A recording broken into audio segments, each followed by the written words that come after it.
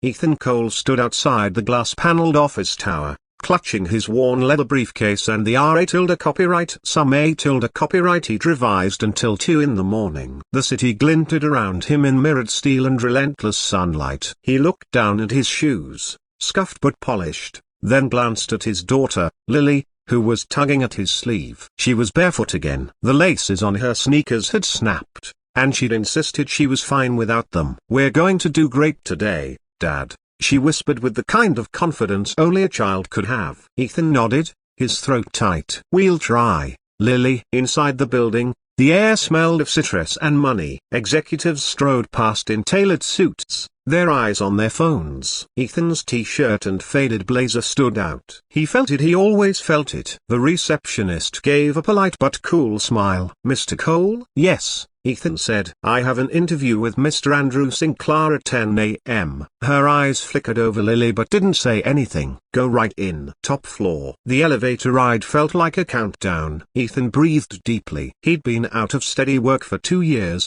piecing together shifts at warehouses, delivery gigs, anything to keep the lights on and Lily fed. Before that, he'd been a chef at a mid-range hotel, a job he lost after the hotel closed during the pandemic. Since then, every copyright copyright he sent out seemed to disappear into a void. This one, though, had reached Andrew Sinclair, CEO of Sinclair Ventures, a name spoken with awe on business podcasts. When the elevator doors opened, they stepped onto marble floors framed with lush greenery. The office was a sprawling expanse of glass, steel, and soft leather chairs. A panoramic view of the city glittered beyond. Ethan's breath caught, but he straightened his shoulders. A young assistant ushered them into a conference room where Andrew Sinclair waited. Sinclair was exactly as Ethan had seen him on TV, tall, athletic, with salt and pepper hair slicked back, wearing a navy suit that probably cost more than Ethan's monthly rent.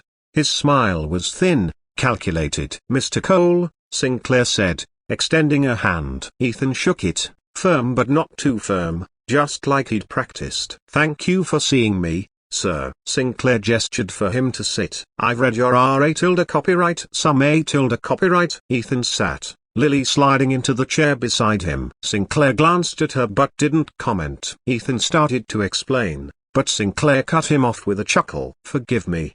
Buta broken bar this copyright copyright." He held it between 2 fingers. "Hotel chef, warehouse worker, delivery driver, a broken bar, no degree beyond community college. You've applied for an operations coordinator role at one of the most competitive firms in the country." "Why?" Ethan swallowed. "Because I believe I can do it, sir. I've managed people, handled supply chains under pressure, and I'm good with systems." Sinclair's laugh was louder now, echoing off the glass. "You think those skills translate here? This is Sinclair Ventures, not a soup kitchen." Lily's eyes darted between them. Ethan felt a familiar heat in his cheeks but forced himself to stay calm. "With respect, Mr. Sinclair, skills are skills, systems are systems, and peoply." He was interrupted by Lily, who had stood up, her small hands clutching the edge of the table. "My dad's really smart," she said softly. Sinclair blinked, his laughter tapering off. "And who's this?" "I'm Lily,"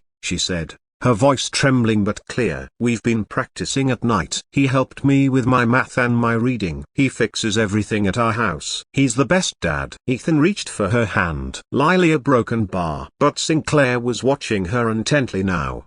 His eyes dropped to her bare feet. "You don't have shoes?" "They broke," Lily said. "We couldn't get new ones yet." A silence spread in the room like spilled ink. Sinclair sat back, something flickering across his face. A discomfort? Memory? He reached for his glass of water but didn't drink. "Well," he said finally, "I suppose everyone deserves a chance." He glanced at Ethan. "We're hiring for a temporary project assistant role. It's not glamorous, but it's something." "Interested?" Ethan hesitated. He'd applied for a coordinator position, a salaried job, benefits. But the assistant role could be a foot in the door. "Yes," he said quietly. "Thank you." Sinclair nodded to his assistant. "Get HR to draw up a contract." As they left the building an hour later, Ethan squeezed Lily's hand. "We did it," he said. But his voice wavered. It wasn't the job he'd dreamed of. Still, it was a start. The next few weeks were a blur. Ethan threw himself into the assistant role, managing schedules, analyzing supply shipments, and quietly reorganizing the warehouse logistics system no one had touched in years. He arrived early, stayed late, and never complained. Lily waited for him at a small daycare center nearby, where she quickly became known for her drawings of city skylines and a dog she said she'd have one day. Ethan tucked her into bed each night, exhausted but proud. One Thursday evening, as Ethan sorted files in the back office, Sinclair walked in. "You're still here?" Ethan looked up, startled. "Just finishing these." Sinclair studied the neat stacks of reorganized files. "You've streamlined this entire department." "I'm trying to make it easier for everyone," Ethan said simply. Sinclair leaned against the doorframe. "You ever play chess?" "A little," Ethan admitted. Sinclair nodded. "You think 3 moves ahead." "I like that." He paused, then said, "What's your story, Cole?" Ethan hesitated. "Single dad. Lost my wife 5 years ago to cancer. Been trying to keep things together since." Something softened in Sinclair's face. "I lost my father when I was 8. My mom worked 3 jobs. I know how hard it is." They were quiet for a moment. "Your daughter,"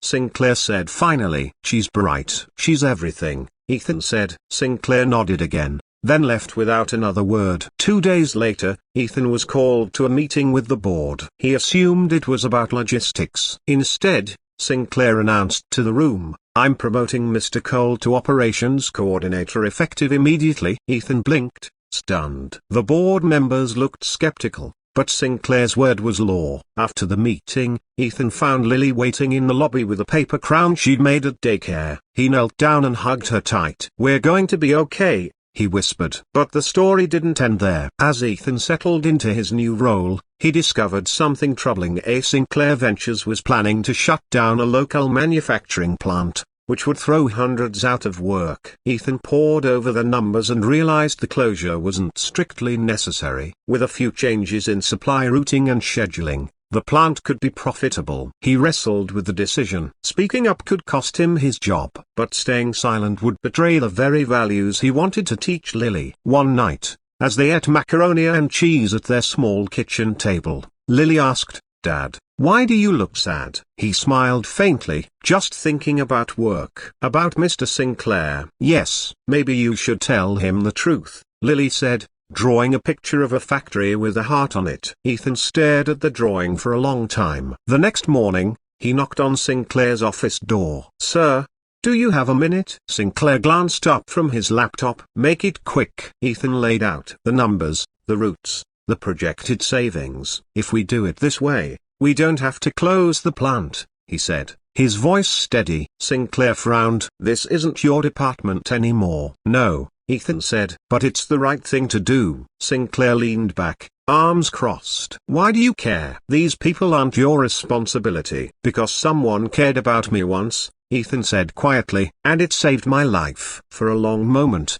Sinclair said nothing. Then he turned the spreadsheets around and studied them again. Finally, he looked up. "Leave this with me." Ethan left the office trembling. That night he barely slept. 2 days later, Sinclair called a press conference announcing that the plant would remain open.